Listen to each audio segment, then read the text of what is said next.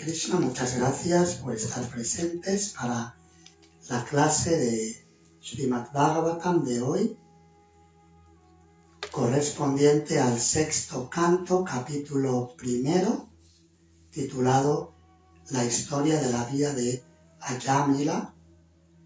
Es el verso número 12. Nashnata patyamevannam Vyadayo Bhavanti Evam Niyamakri Rajan Shanaikshemaya Kalpate. Traducción y significado por su divina gracia, Srila Prabhupada. No. Ashnataha, aquellos que comen. Patyam, adecuados. Eva, en verdad. Annam, alimentos. Vyadaya, enfermedades de distintos tipos. Abhibhavanti, superadas. Y en verdad. Evam, de manera similar. Niyamakrit, quien sigue los principios regulativos. Rajan, oh rey. Shanai, poco a poco. Shemaya, para el bienestar. Kalpate, se capacita. Mi querido rey, si un enfermo sigue la dieta pura y no contaminada, prescrita por el médico, poco a poco llegará a curarse y se verá libre de la infección de la enfermedad.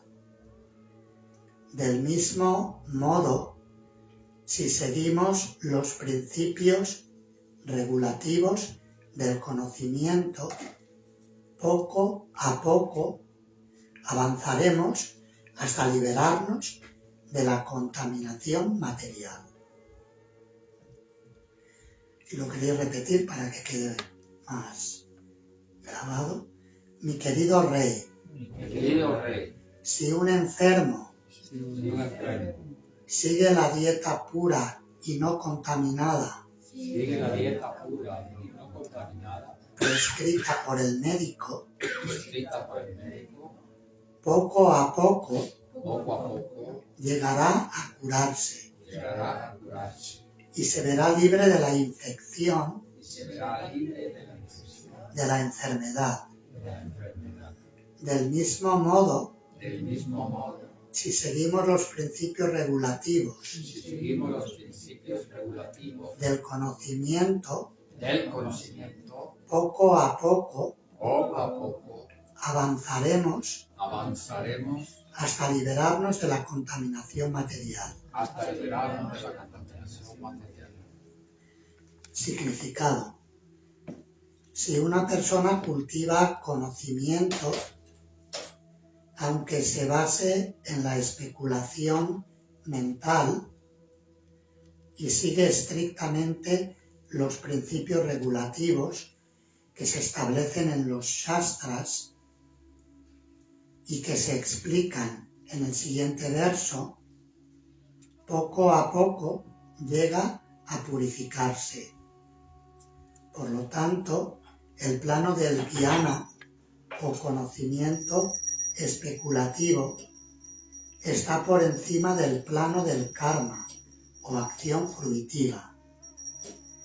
Desde el plano del karma hay muchísimas posibilidades de caer a condiciones infernales.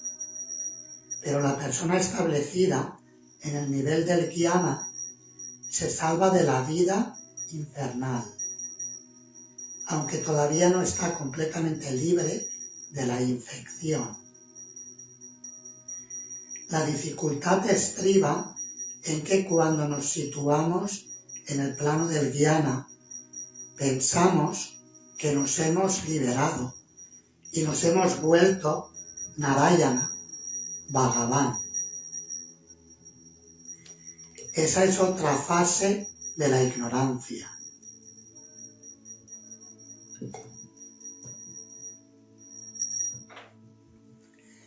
Yenye aravindaksha vimuktamaninas tvayasta bhavat avishutta buddhaya arugya krichrena paramparam tata patanti adho anadrita yushmat angrayaha.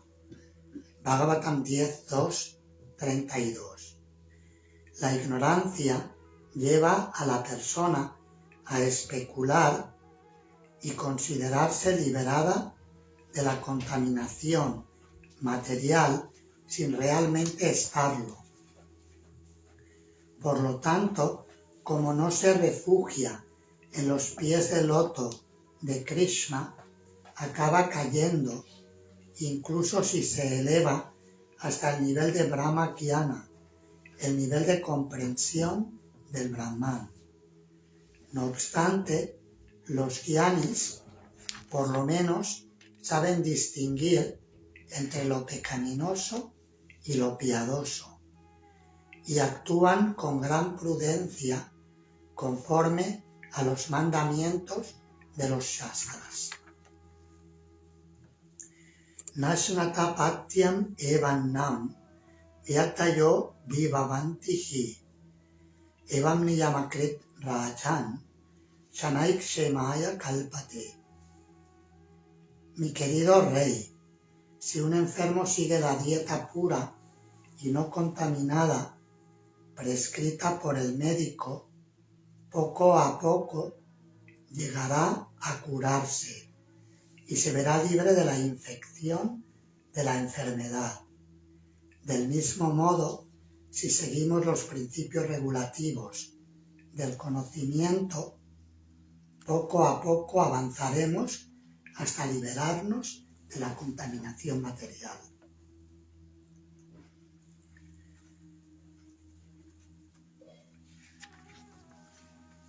Según la medicina ayurvédica, la clave para una buena salud es una buena dieta, evitar las ansiedades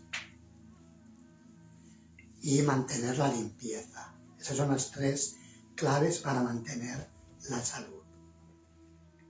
La medicina ayurvédica es preventiva, es decir, comer bien significa que sea una dieta equilibrada, que incluya todos los distintos tipos de grasas o sabores, que también comer equilibradamente, ni comer demasiado, ni comer demasiado poco. La clave de esto es comer lo que una persona pueda, o lo que uno mismo pueda digerir sin dificultad. Y esto puede variar de persona a persona. Hay personas que tienen una capacidad digestiva muy poderosa y pueden comer abundantemente, lo digieren bien, son muy energéticas y lo queman todo. Pero hay otras personas que si comen un poquito más de más de la cuenta, tienen problemas de indigestión y no pueden digerir adecuadamente. Ahí debemos aprender a escuchar nuestro cuerpo para ver cómo funciona, y si me he excedido en una comida, en la siguiente saltármela, o para dejar que digerir bien, o comer menos, y ahí uno tiene que ver cómo hacerlo.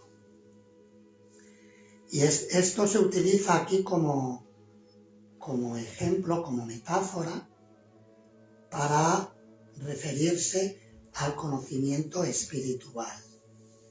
Es decir, que de la misma manera que por llevar una dieta equilibrada la persona puede mantenerse saludable físicamente, de modo similar es posible mantenerse libre del karma por llevar una vida de cultivo de conocimiento.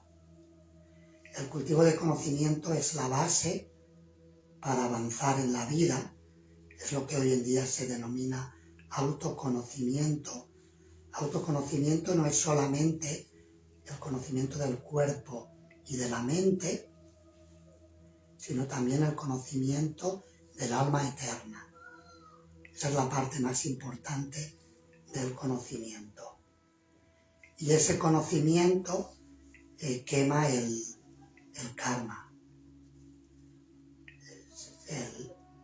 Todo esto surge a raíz de una conversación que está teniendo el sabio Shukadeva Goswami con Maharaj Pariksit, y Maharaj Pariksit ha expresado preocupación al respecto de las personas que por acumular demasiado karma tienen que experimentar condiciones infernales de vida. Las condiciones infernales se experimentan a veces en este mismo planeta, y eso prueba que existe el infierno. No hace falta irse muy lejos para experimentarlo. Por ejemplo, los lugares donde hay guerra están produciendo una experiencia infernal en las vidas de las personas que lo están viviendo. Y los que, digamos, tienen acción directa para producir la guerra tendrán que rendir cuentas si lo han hecho de una forma inadecuada, de una forma innecesaria. Tendrán que pagar karma por ello.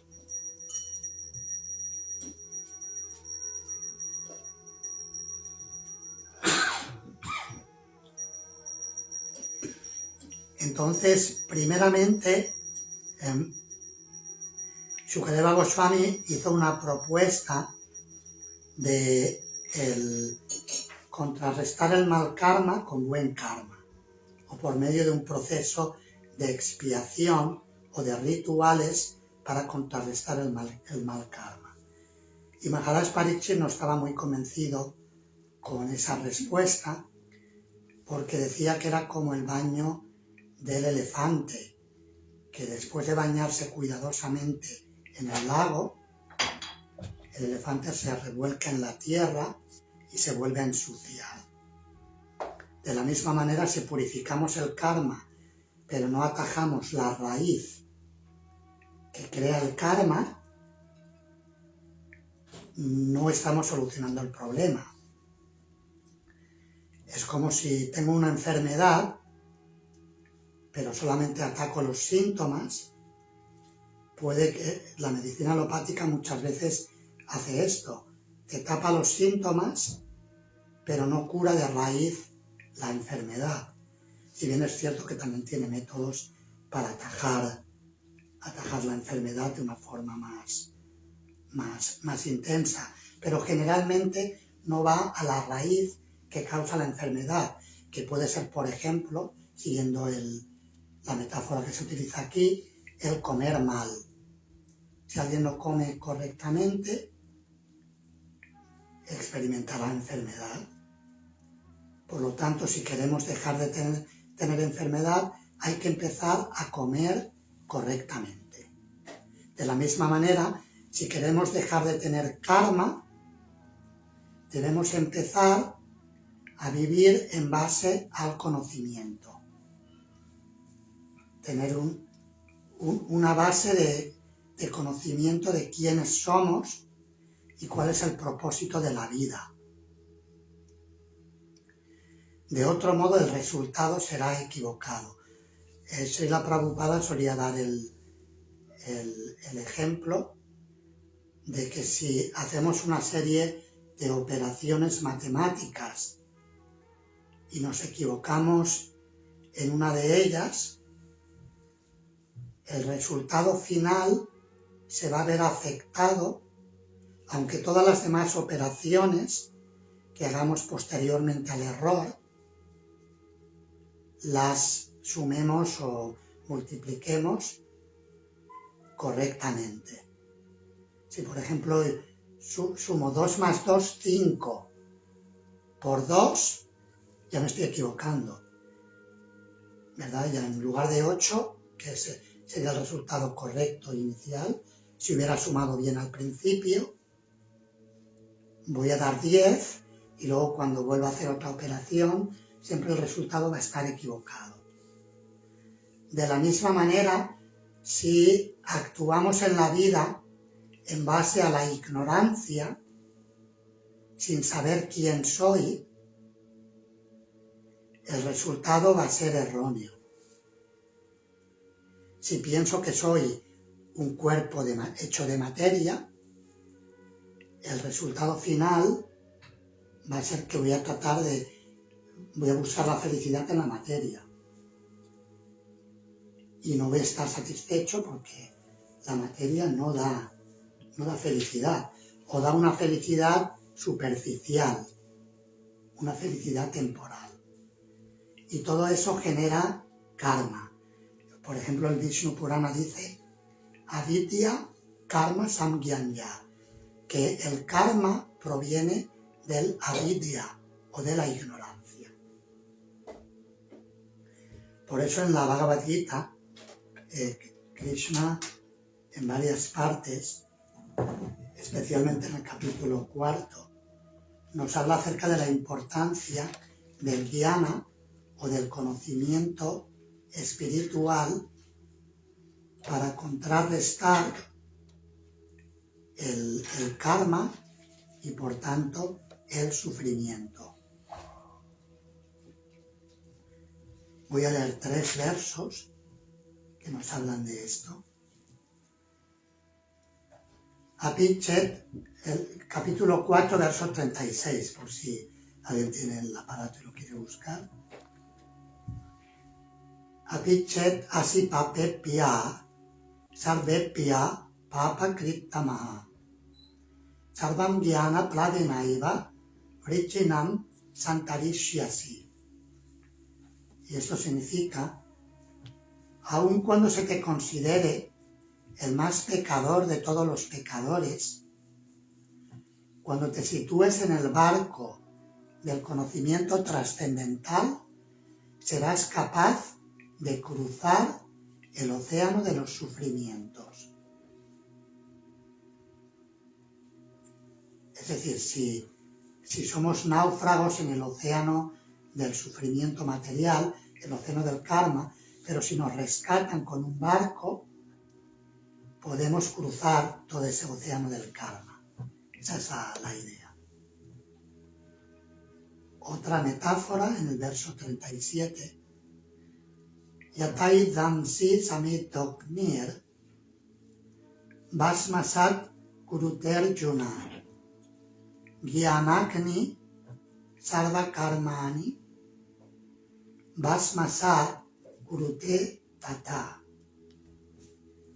Así como un fuego ardiente convierte la leña en cenizas, oh Arjuna, asimismo el fuego del conocimiento reduce a cenizas todas las reacciones de las actividades materiales.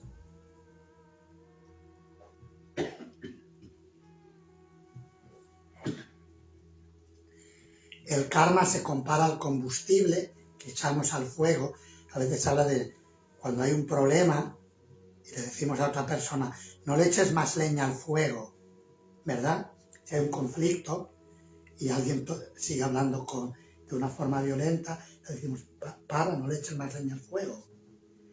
El karma es así, que le estamos echando leña al fuego y eso hace que el fuego del sufrimiento nos queme por dentro y también por fuera. Muchas veces tenemos problemas que nos vienen desde dentro, desde nuestra propia mente y todos nuestros, digamos que lo que llamamos coloquialmente comernos el coco. Nos comemos el coco con cosas, nos preocupamos por cosas insignificantes, por cosas materiales que nosotros no podemos solucionar muchas veces, o queremos controlar aquello que no somos capaces de controlar, y el resultado de ello es que sufrimos por dentro y luego también nos vienen los sufrimientos por fuera, cuando alguien nos habla mal, cuando alguien nos roba, de diferentes maneras, a través de las catástrofes naturales, demasiado frío, demasiado calor, etc. Y experimentamos ese fuego del sufrimiento. Pero aquí se dice que cuando con el fuego del conocimiento, todo el combustible se reduce a cenizas. Es decir, que el conocimiento quema el karma. Todo el combustible que se le suministre va a ser reducido a cenizas. Esa es la metáfora que utiliza. Es un fuego favorable que acaba con el sufrimiento material.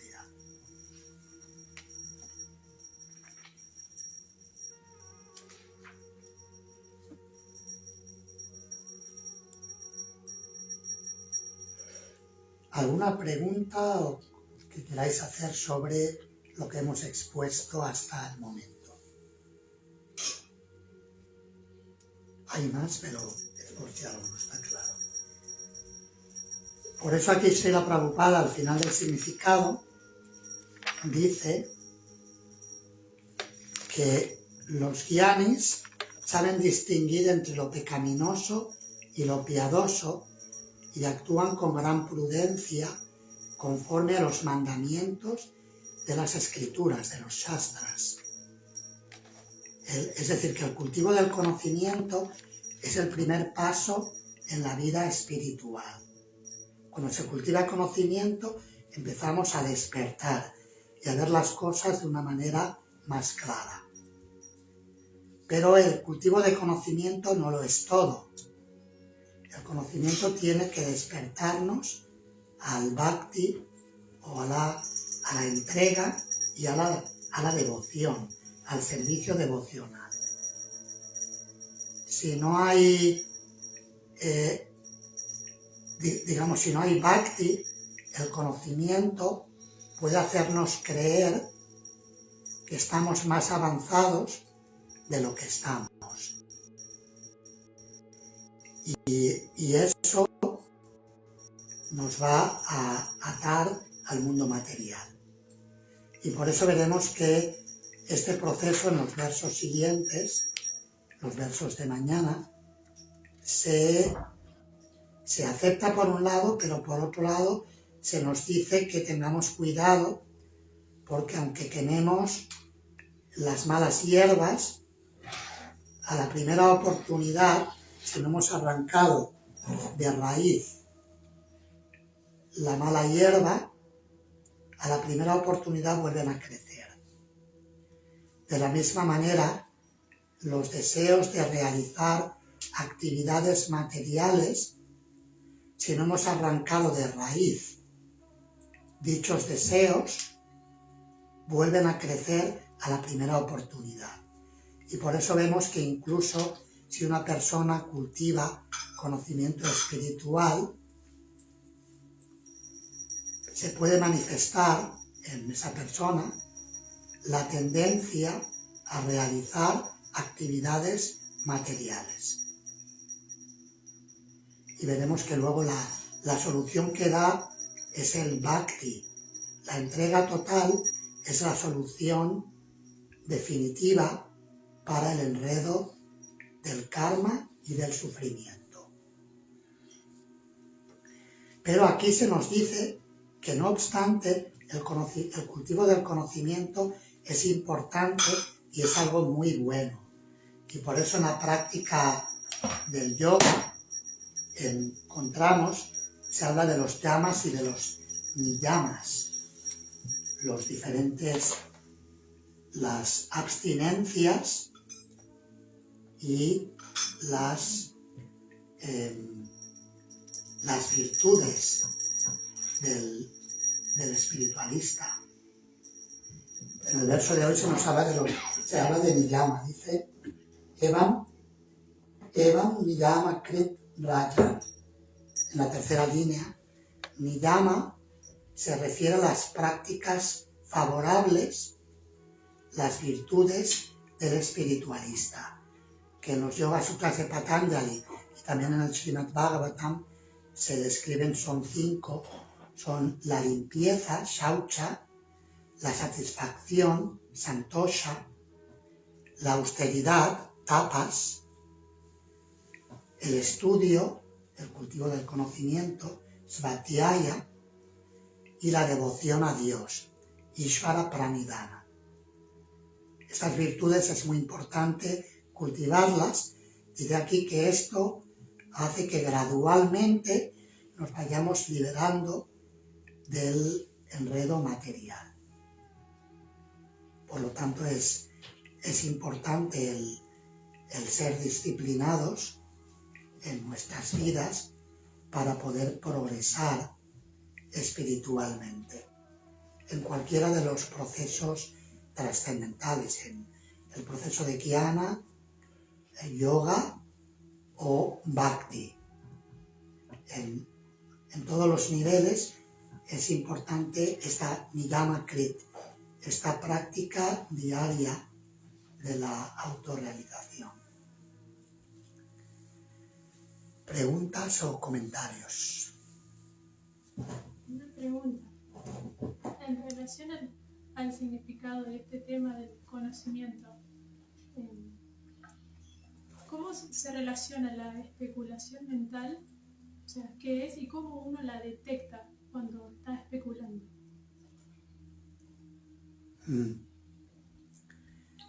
Especular. Sí, especular, a veces el término especular en el lenguaje, digamos, de la gente del mundo de hoy, contemporáneo. Especular en realidad es pensar, ¿vale? Y especular significa en el mundo académico, especular es pensar, y dices, no, pero ¿por qué decís que la especulación es mala? Si especular es pensar sobre las cosas. El cultivo del conocimiento se lleva a cabo a través de la filosofía. Por ejemplo, el filósofo Descartes, aquí en España decimos Descartes, no lo Descartes, Descartes en francés, yo no hablo bien francés, pero bueno, así le suelen decir, decía, pienso, luego existo. Es decir, que el pensar no necesariamente es malo si me lleva a entender más quién soy y cuál es el propósito de la vida. La filosofía tiene su lugar, pero la especulación sería, la especulación mal llevada, o es lo que llamamos especulación mental, sería tratar de entender la verdad con nuestra pequeña mente e intelecto. Cuando tratamos de conocer, es como tratar de meter el océano en un cubo. Dicen que un niño le dio esa enseñanza a San Agustín cuando iba especulando acerca de Dios por la playa, y él vio que el niño estaba recogiendo agua del mar y llevándola a un hoyo que había hecho en la arena. Y San Agustín le preguntó, ¿qué estás haciendo? Le dijo, voy a meter todo el océano aquí en este agujero. Y entonces él le dijo, pero qué tonterías dices, ¿cómo vas a hacer eso? Y entonces el niño parece que no era un niño cualquiera, era un niño enviado por Dios. Le dijo, si tú estás tratando de de comprender a Dios con tu pequeña mente e intelecto, ¿cómo yo no voy a poder meter el océano aquí? Y San Agustín entendió que el pensar demasiado es problemático para conocer a Dios. Y por eso Sri Chaitanya Mahaprabhu rechazó el proceso de conocimiento. En el Srimad Bhagavatam se dice, Gyane prayasa mudapasya namantaiva jivanti sammukaritam bhavadiya varta stanestita shutigatam tanuvam manovir. ¿Cómo es la última línea? Ye prayaso chitayito apisaistilokyam, que uno debe abandonar el intento de comprender la verdad a través de nuestro propio esfuerzo intelectual. Porque no llegamos, la verdad es mucho más grande que nuestra capacidad del intelecto y que debemos refugiarnos en escuchar y aprender. Escuchar de los maestros espirituales y escuchar el mensaje revelado en las Escrituras. Y ponerlo en práctica según nuestra propia posición. Si somos personas que tenemos responsabilidades familiares, podemos aplicar ese conocimiento desde nuestra vida familiar. Si somos monjes, desde nuestra vida monástica. Cada persona en sus propios términos, si somos estudiantes como estudiantes, si somos personas que trabajamos, tenemos responsabilidades laborales, desde esa labor que estamos aportando. No hay ningún problema, no hay necesidad de cambiar lo externo, sino que simplemente debemos aplicar esa entrega, ese mensaje espiritual que recibimos, aplicarlo en nuestras vidas. Y no pensar demasiado. Especular podemos detectarlo cuando vemos que el resultado es que estamos calentándonos la cabeza, pero que el corazón está seco, está árido. Si el corazón está árido, significa que no lo estamos haciendo bien. Estamos pensando demasiado. O preocupándonos por cosas que no son tan importantes. Que igual hay que dejarlas en las manos de Dios porque nosotros no tenemos control sobre ello.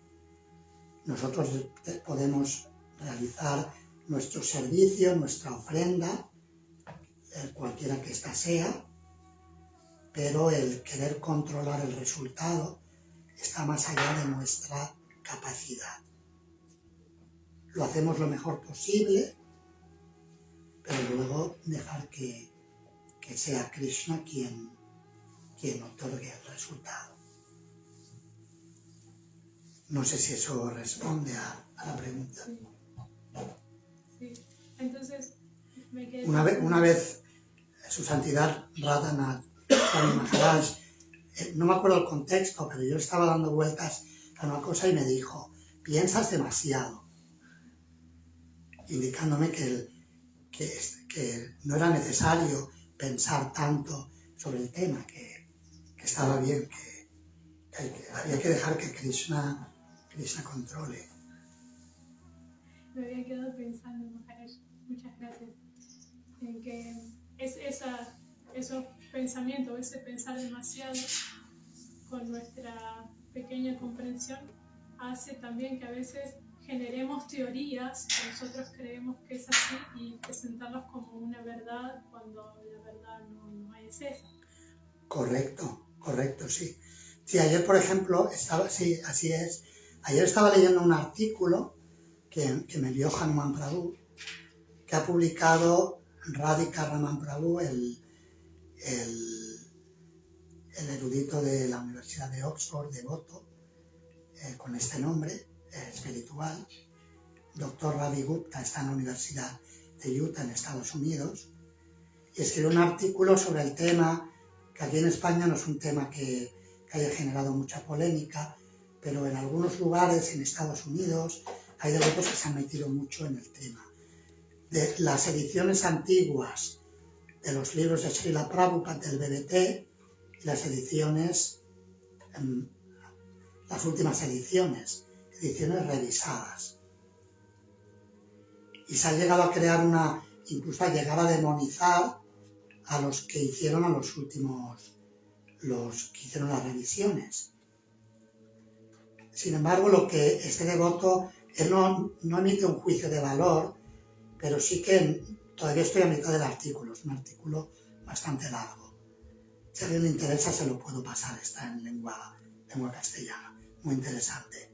Está en inglés y traducido. Lo tradujo nuestro Partha Prabhu de Jalón. Es una traducción muy buena, él traduce muy bien.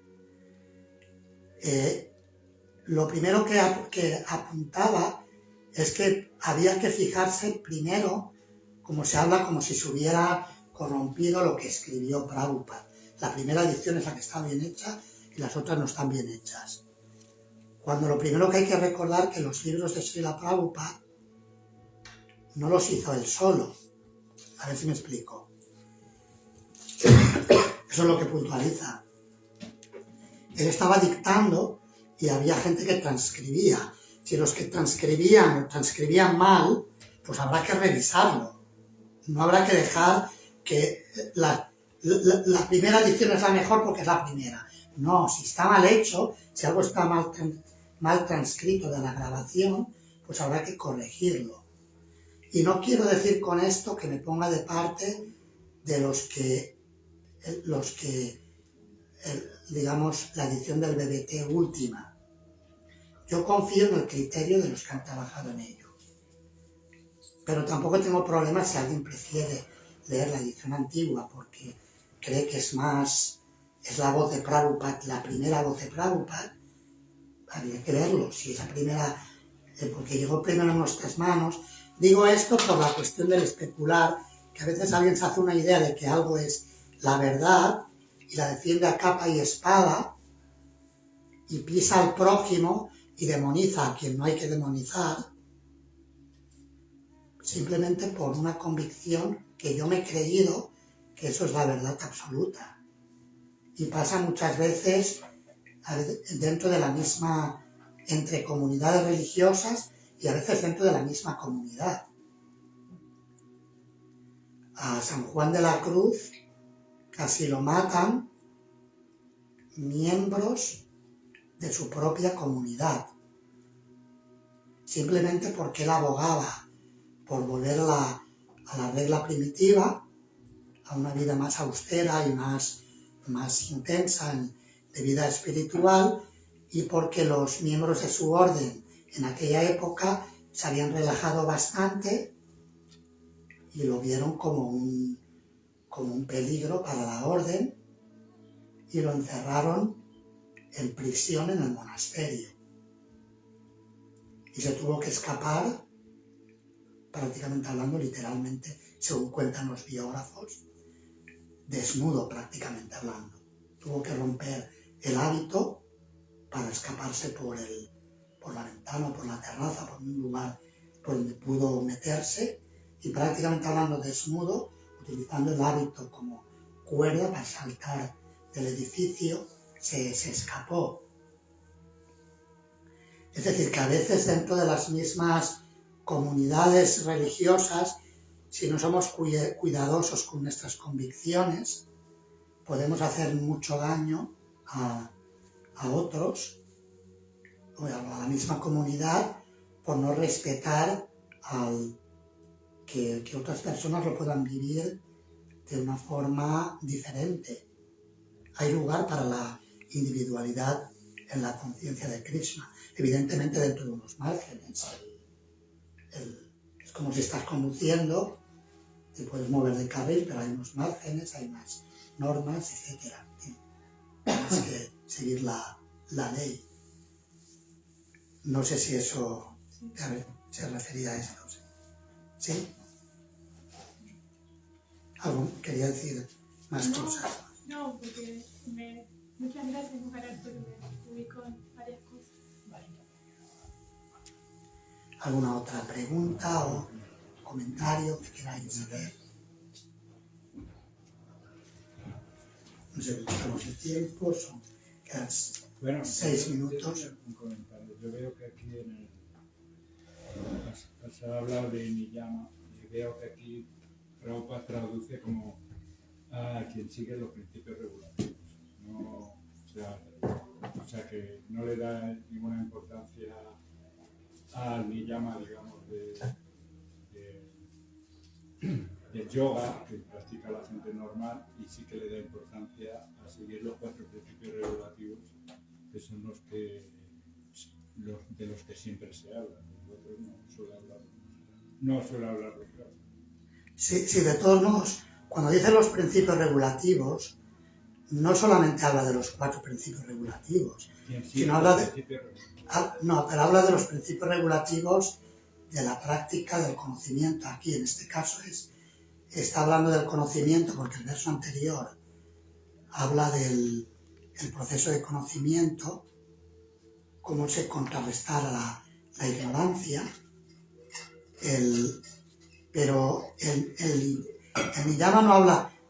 Muchas veces cuando se dice los principios regulativos se refiere a los 64 principios del Bhakti que se describen en el capítulo 6 del Néctar de la Devoción.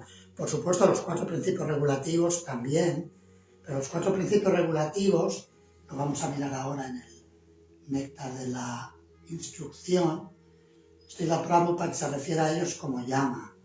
Yama son los 4 principios regulativos y Niyama son las prácticas para nosotros en el Bhakti Yoga de cantar 16 rondas, etc. Según el proceso que uno siga, se aplica una cosa u otra. Voy a leerlo del Néctar de la Instrucción.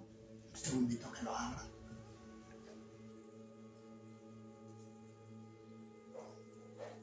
Está en el verso 3. Dice Srila Prabhupada, en el significado al verso 3. A ver, entonces, vámonos ahí.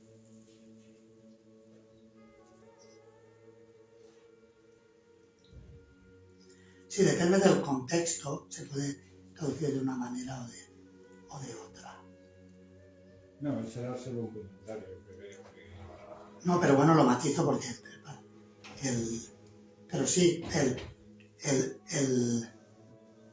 pero que es importante que los principios regulativos, los 4 principios son importantes, pero que hay mucho más que... Para que no se piense que sigo los principios y ya está. Los 4 principios es poner a un nivel humano, luego hay que hacer mucho más. Prabhupada dice, comentario al verso 3 en una parte hacia abajo del Upanishadamrita. Se deben seguir estrictamente los principios regulativos del Vaidhi Bhakti.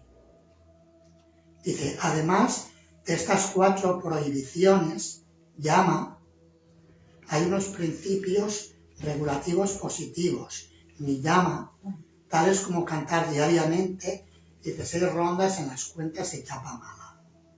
Esas actividades regulativas se deben llevar a cabo fielmente y con entusiasmo. O sea que el Niyama no solamente los 4 principios, que también es parte del proceso, pero es todo lo positivo que me va a dar el gusto superior y que me permitirá seguir los principios regulativos de una forma natural. Esa es la idea. Pero el comentario es bueno, bien recibido, pero lo matizo.